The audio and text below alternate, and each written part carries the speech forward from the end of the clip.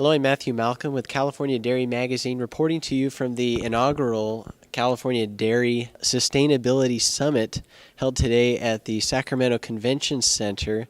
We've had some great speakers today inspiring dairy producers and helping them to deal with some of today's challenges and moving into a more sustainable path for the future. We had a great presentation with Frank Midlerner, a professor and air quality specialist at UC Davis, who gave a great presentation on correcting some of the common misconceptions with factual evidence about the dairy industry. So I wanted to turn the time over to you to share some of those things. Well, thank you for having me.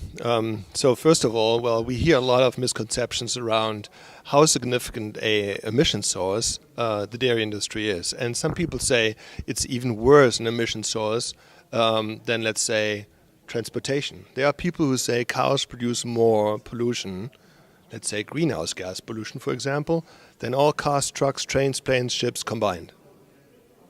Now, if that sounds fishy to you, it sounded fishy to us.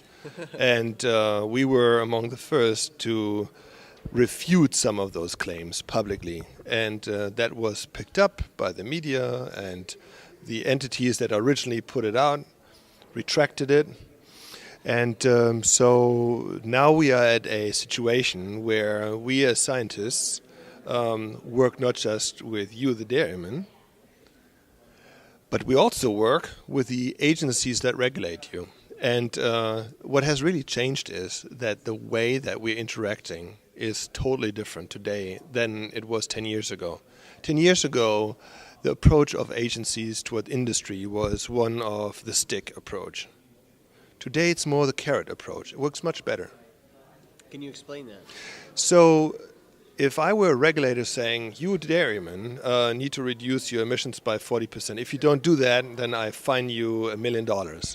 Or I put you out of business. Then that's the stick approach. Yeah. If I tell you, you need to reduce emissions by 30%, and I help you to get incentive money to buy some technology to get you where you need to go, then that's obviously a different approach. It's called the carrot approach. So I'm neither a dairyman nor a regulator. I'm a scientist at UC Davis.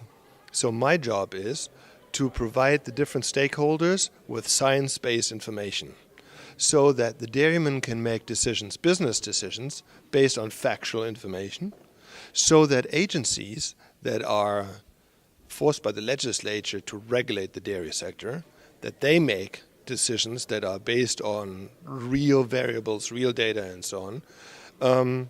And I think this is a very important role that we play at the university. Right. Now, do you have any other any other misconceptions that you have some factual evidence to as a rebuttal that you'd recommend to dairy producers share? So one is that when you are asked about your environmental performance, dairy producers often say, well, we are so efficient today, and the efficiencies have reduced our environmental footprint. You know, you're right, they have. But nobody will understand what you're saying unless you use some analogies. For example, if you were to tell people, compare a car you bought 20 years ago versus a car you buy today. The car 20 years ago had a fuel efficiency that was much worse than the fuel efficiency of a car today. If you burn less gas with a modern car, you produce less emissions. You still drive 100 miles with both vehicles, but you're producing half or so of the emissions. And guess what? That's what you're doing with your cows today. Back in 1950, the dairy industry in the United States had 25 million dairy cows. Today, the dairy industry in the United States has 9. So they went from 25 to 9. So a very large reduction. But even though the reduction of cows has been so massive, we are producing 60% more milk with this much smaller herd. And that has shrunk our environmental footprint, particularly the carbon footprint, by 2/3. It's a huge success story.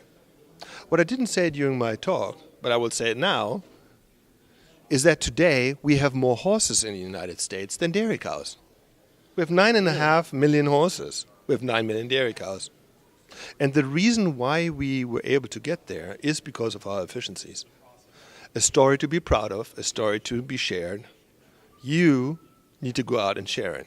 and I can assist you doing so. But it is you who is oftentimes more trusted than anybody else, the person who is the farmer, the person who produces that food, who needs to get out and not say, I'm a private person, leave me alone, but the person saying, I'm the one producing your food, and I know how to do it, and now I tell you how and why.